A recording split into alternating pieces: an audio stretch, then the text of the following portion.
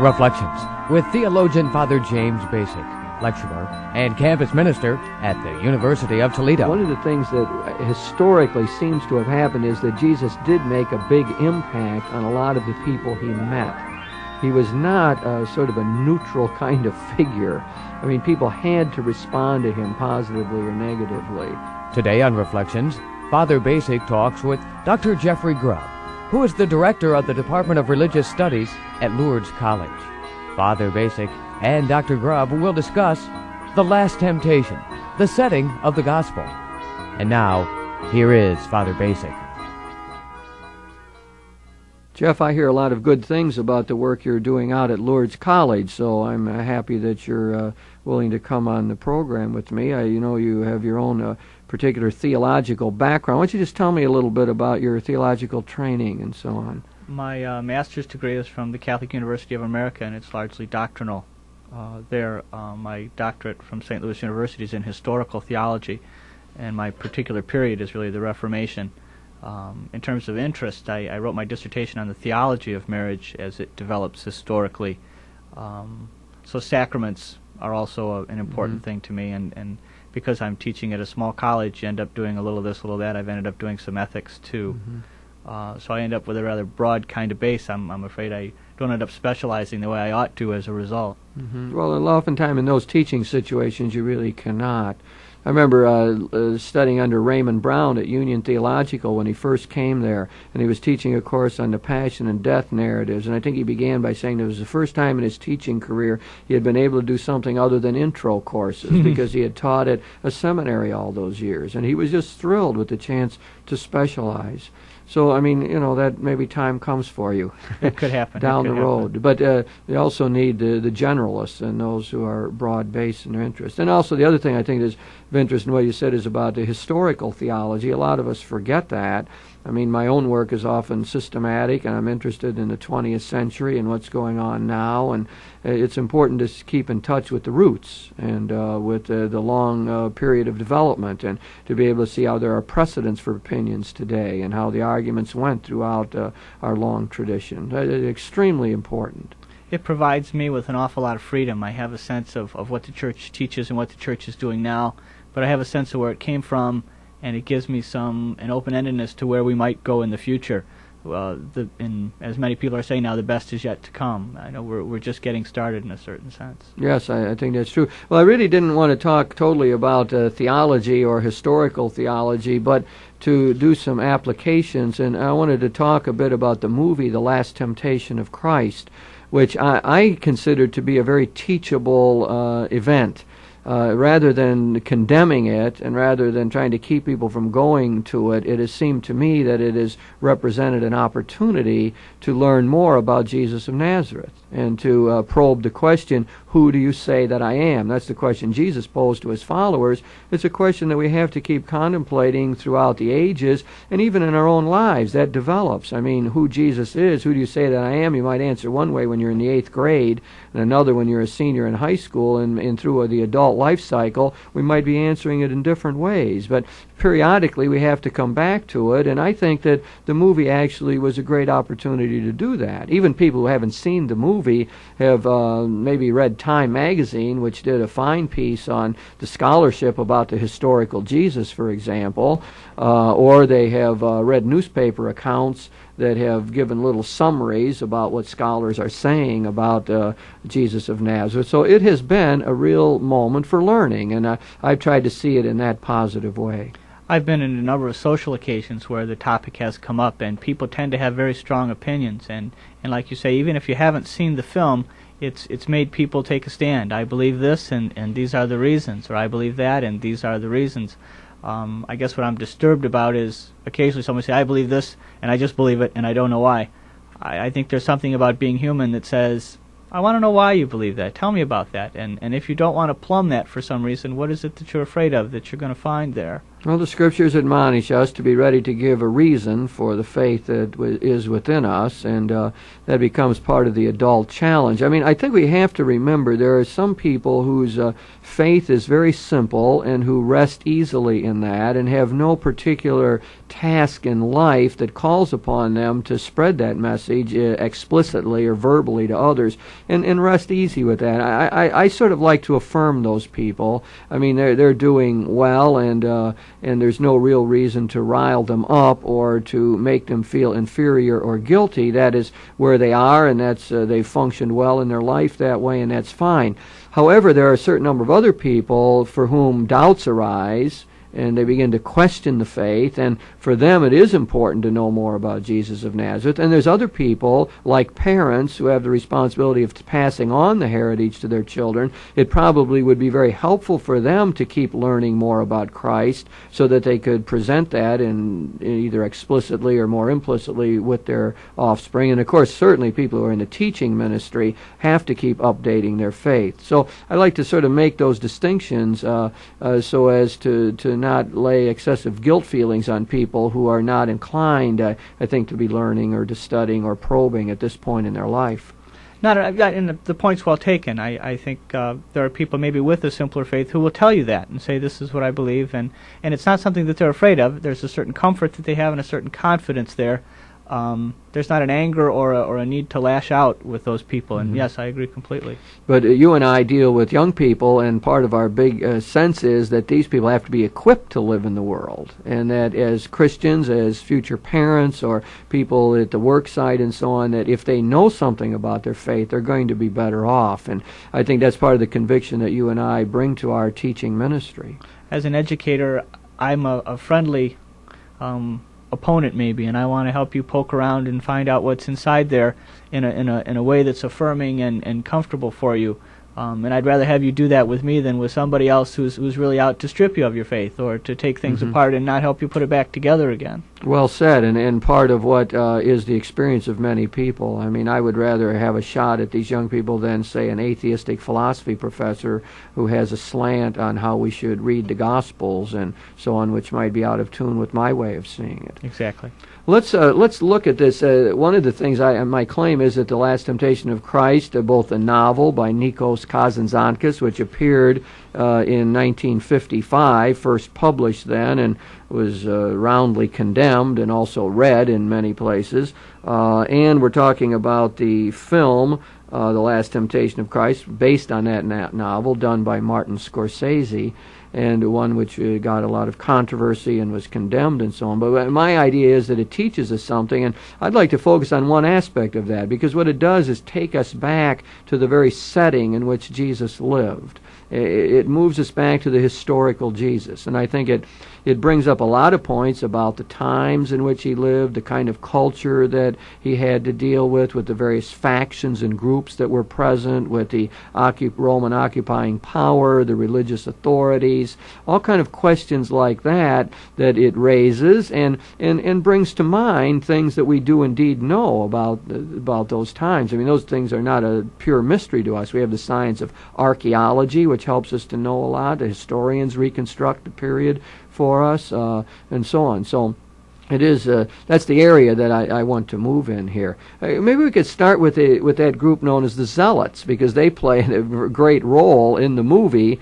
Judas is portrayed as a zealot, right? And we see the Zealots as the more violent group, the one that violently wants to overthrow the Roman occupiers. We have to remember now we're talking about what is modern-day Israel, so people locate that geographically.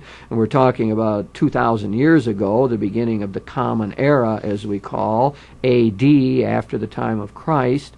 And we're in a tiny little country now, and Rome is the world power, and Rome has conquered this area and therefore functions as an occupying power.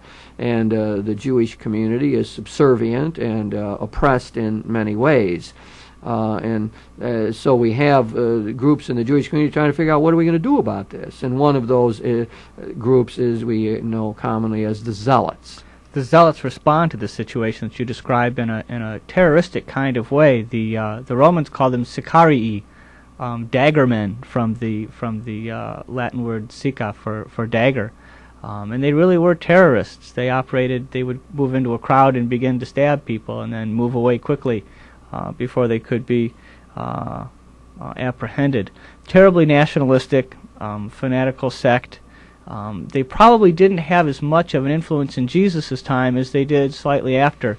They seem to be the ones who fomented the beginnings of the uprising in the year 66, which led finally to the destruction of Jerusalem in the year 70.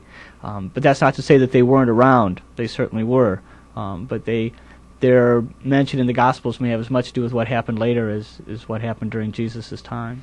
Jesus had in his own company at least one zealot, Simon the Zealot, so named in the Scriptures. So we probably think of Simon as sort of a convert from the Zealot party. Presumably he, in some ways, put away the sword as he began to follow Jesus, but is linked with that group. It would seem we'd have to talk about that, because that kind of terroristic activity just seems so totally out of sync with everything that Jesus says and does. For somebody to be one of the 12 or one of the disciples and still maintain that would be clearly terribly inconsistent. Let's go back to the movie. Some of that is even getting vague in my mind, but wasn't Judas going to kill Jesus at one point? He was sent. Yeah, he was a hitman. He'd been chosen by the group to come and get rid of Jesus, because Jesus was a collaborator with the Romans. In the movie, Jesus is portrayed as a cross-maker, carpenter who makes crosses for the Romans to crucify, execute the Jewish zealots or the Jewish revolutionaries. Thus, he is seen as a collaborator with the Romans. And Judas comes, in your terms, as the hitman. Yes, and again, there's no historical basis for any of this. And what's so interesting in the film is that Judas comes to kill Jesus. Jesus, in a sense, talks him out of it, or they decide not to carry it out. Judas is changed by Jesus somehow. And yet later in the film, Jesus asks Judas to be the one to be in charge of turning him over to the Romans and therefore having him killed. And Judas doesn't want any part of it at that point. That is indeed ironic. Somehow, your one comment there triggered a thing about the movie that one of the things that historically seems to have happened is that Jesus did make a big impact on a lot of the people he met. He was not sort of a neutral kind of figure. I mean, people had to respond to him positively or negatively.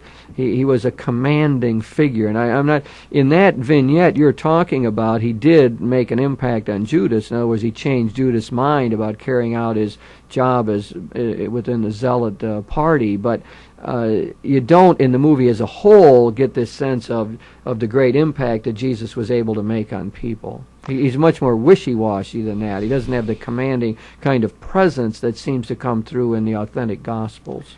You don't have a sense of Jesus being a part of his time and place, the way that the Gospels really seem to present him. You know, there were lots of different parties within Judaism at the time, and maybe that's an important point we want to make. Jesus' Jewishness, and it's something that contemporary scholarship is coming back to. I think as I grew up a Catholic, Jesus was, in a sense, the first Roman Catholic. Jesus is a Jew and lives his whole life as a Jew and never moves away from Judaism. And if we're to really appreciate who Jesus is, we have to have a sense of that. And he's very much like other religious parties or a leader of a particular group. The whole thing of the Last Supper, the fact that it was a Last Supper, it was a final meal that Jesus' little sect, his little group, if they're like other Jewish groups at the time, they ate regularly, enjoyed something called a chaborah meal, a ritual fellowship meal on a regular basis, probably weekly or even more often. And Jesus is very much a part of that Jewish world. And if we're going to appreciate Jesus for who he is, we have to go back to that. Part of that is the way that he was steeped in the Hebrew Scriptures, so that Jesus often makes references to the Hebrew Scriptures and sees himself in that light. And the authors of the Scriptures later on use the familiar images from their own Scriptures, like the Son of Man and like the Son of David and like the suffering servant, clear images to try to understand who Jesus was. There's a lot of feeling that Jesus himself did use that term Son of Man to describe himself. There's always a debate about what words Jesus actually said. I mean, how much in the Gospels do we have the exact words of Jesus? That's often questionable. Some agnostic-type scholars would say the only thing we really know about him is that he said Abba once. That is the familiar word, and use that to describe God. The familiar word for God Papa, Daddy, showing great tenderness and care, something that didn't seem to be very prevalent in his culture at the time, and we assume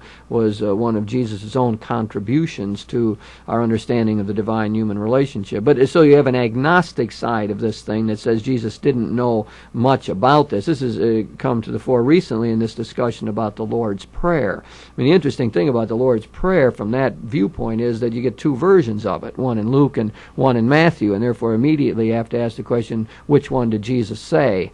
Or did he say neither of them? And it begins to question whether we do have his exact words.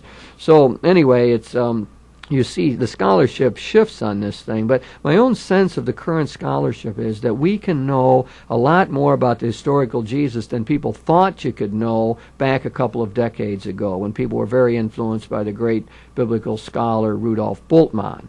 Now we seem to be moving into a period where the scholars are using good tools, literary criticism, historical studies, archaeological studies, and being able to sense, no, we know a lot about this Jesus. And the picture we get in the Gospels really is a substantially correct picture of the man who walked this earth and preached and worked miracles and went to his death under Pontius Pilate.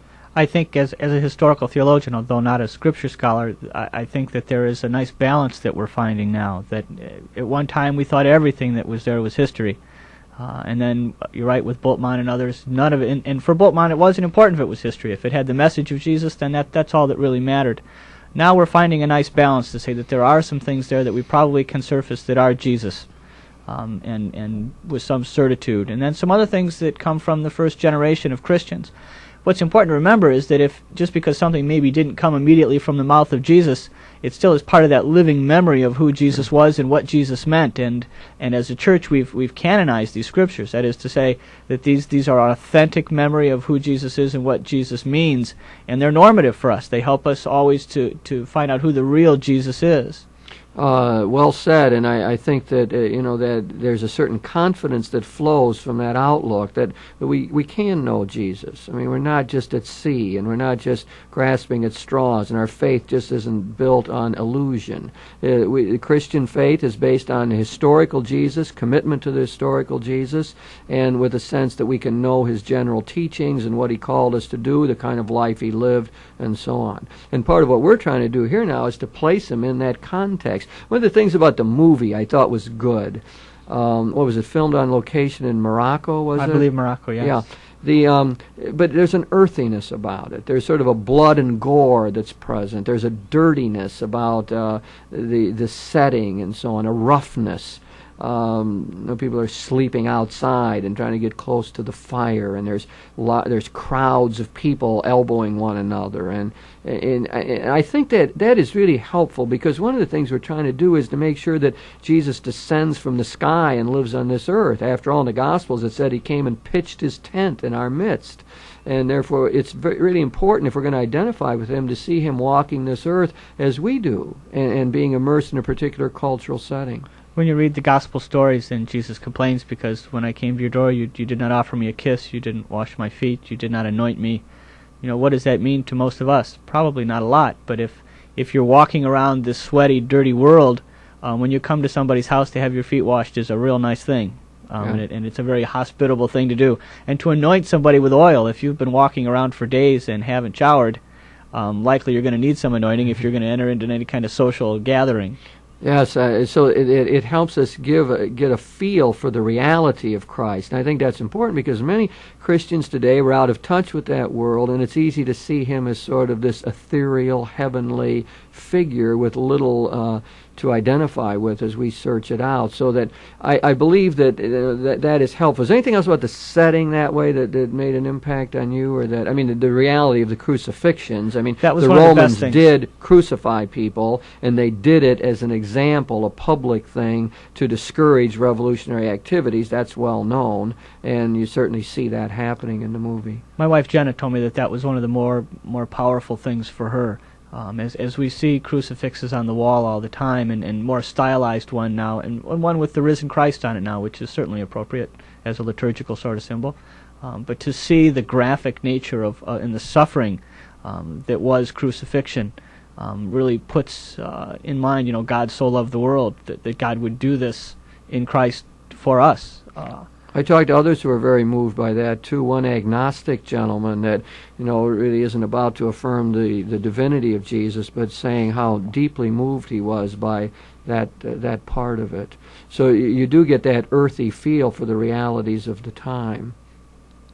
What about the role of Pilate here? One of the things that's happening in scholarship these days is a greater emphasis on the Roman responsibility for the execution of Jesus. That is authentically biblical, of course, and we get that notion in the Scriptures of the Sanhedrin meeting and not being able to come to a decision. That is, the religious body of the Jews not being able to come to a decision about Jesus, and looking like they're sort of strapped for a solution, and eventually sort of opting for the milder solution, which is to hand him over to the Romans. But then Pilate plays a role. We know that Pilate was the governor in that area during that time, so we have an authentic historical remembrance here. It's one of the things that helps us to know the accuracy of the Gospels, and we have Pilate playing his role in this movie. Do you want to comment at all on Pilate? Or? Well, simply if we're going to talk about the crucifixion and what happens to Jesus, we have to start with the best evidence that we have, and the Gospels are in agreement that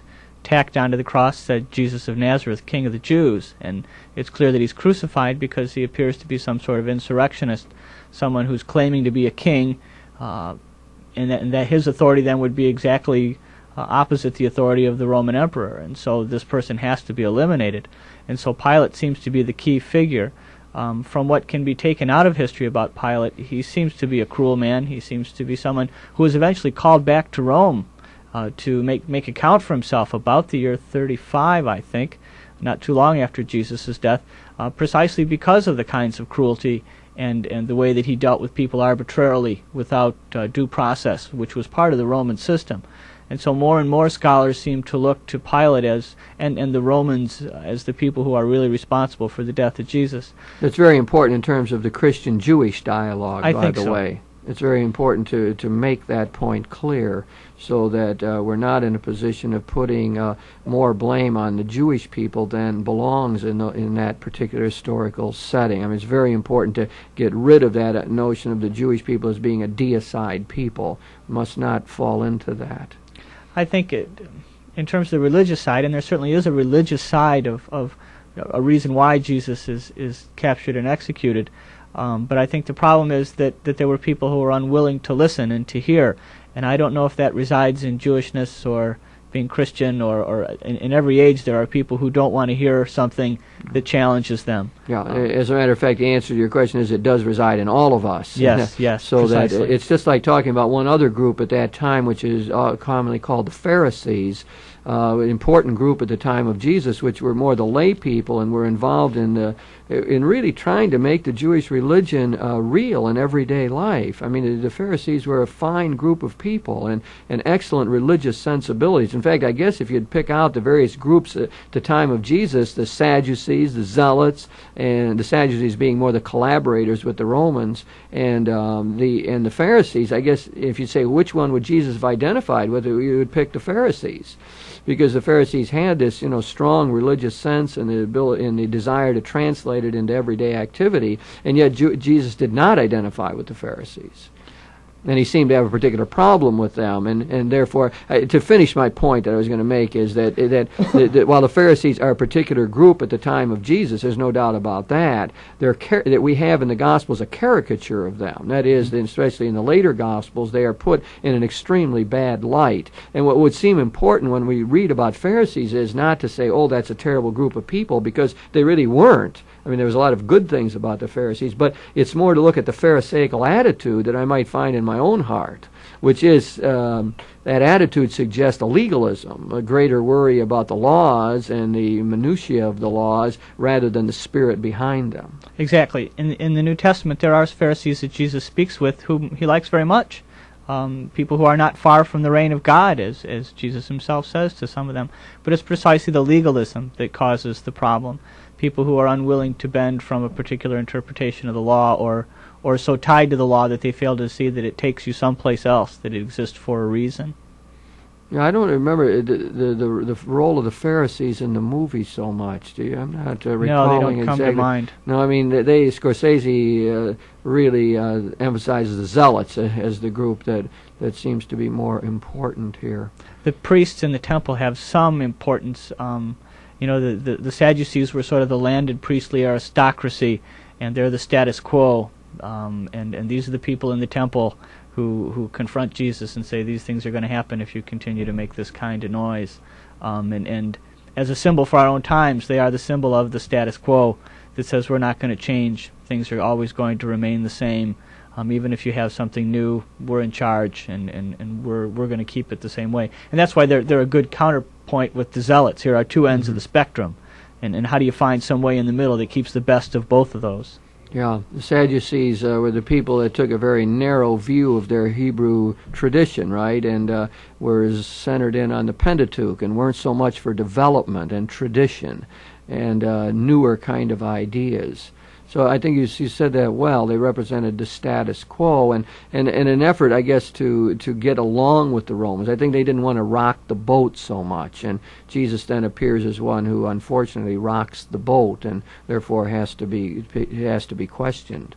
As the landed aristocracy, they have much more to lose from the Romans if there's any kind of a problem. The peasants, the people at the bottom of the socioeconomic scale, are much more likely to line up with the Zealots because they have nothing to lose. They don't have anything to begin with. Very true. Well, Jeff, one of the questions here is, what does all this mean to us? Maybe I take our last minute here to try to sum that up in some ways. But we've been looking at the historical Jesus and in his cultural setting, and the idea is that the movie The Last Temptation of Christ by Martin Scorsese, based on the novel by Nikos Kazantzakis about the Last Temptation of Christ, gives us a feel for the setting in which Jesus lived. So we see an earthy thing, and we see a human being walking around and trying to wend his way through that culture and that society. We see him interacting with groups of people like the Zealots and the Pharisees and the Sadducees, and coming afoul of the reigning, occupying power as represented by Pilate. I think all of that is good for us because it enables us to identify with Jesus more, because it makes him more real, because it helps to highlight his humanity. And if we're able to do that, then we're better able to commit ourselves. We're committing ourselves to flesh and blood, an historical person who we say was God present in our midst.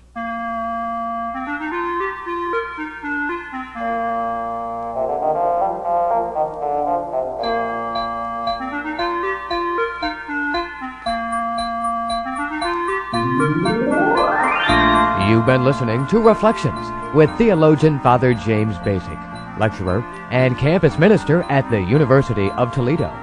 Today, Father Bacik talked with Dr. Jeffrey Grubb, director of the Department of Religious Studies at Lourdes College. The topic of this week's Reflections was The Last Temptation, the setting of the Gospel. If you have any comments on today's show or suggestions for future programs, please write Father James Bacik, Catholic Campus Ministry, 2086 Brookdale Drive, Toledo, Ohio 43606. Funding for this program was provided by the Catholic Communications Commission of the Diocese of Toledo.